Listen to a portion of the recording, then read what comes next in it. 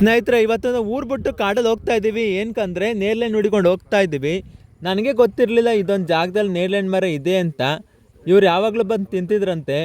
ನಾನು ಯಾವಾಗಲೂ ಈ ಜಾಗದಲ್ಲಿ ಓಡಾಡ್ತೀನಿ, ನಾನೇ ನೋಡಿಲ್ಲ ನೋಡಿ ಇಲ್ಲೊಂದು ಜಮ್ನೇರ್ಲೆಹಣ್ಣು ಮರ ಇದೆ ಅನ್ನೋದನ್ನೇ ನಾನು ನೋಡೇ ಇಲ್ಲ.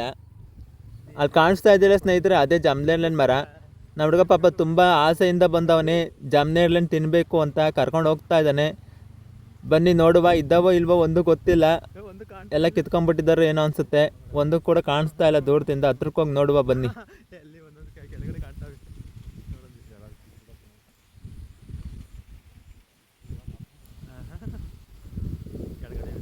ಸ್ನೇಹಿತರೆ, ಒಂದು ಕೂಡ ಕಾಣಿಸ್ತಾನೆ ಇಲ್ಲ.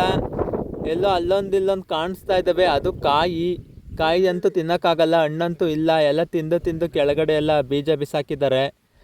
ನಾವು ಬೇರೆ ಕವರ್ ಬೇರೆ ತೊಗೊಂಡು ಬಂದಿದ್ದು ಆಸೆಯಿಂದ ತುಂಬ್ಕೊಂಡು ಹೋಗೋಣ ಅಂತ. ಆದರೆ ಇಲ್ಲಿ ನಾವು ತಿನ್ನೋಕ್ಕೆ ಒಂದು ಕೂಡ ಸಿಗ್ತಾನೆ ಇಲ್ಲ.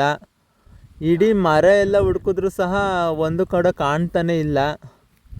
ಅಲ್ಲೊಂದಿಲ್ಲೊಂದೆಲ್ಲೋ ಇದ್ದಾವೆ, ಅದನ್ನೇ ತೊಗೊಂಡು ತಿಂತಾಯಿದ್ದೀವಿ ಕಿತ್ಕೊಂಡು.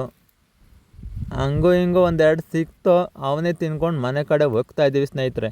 ಸಿಗುವ ಮತ್ತೆ, ಧನ್ಯವಾದಗಳು.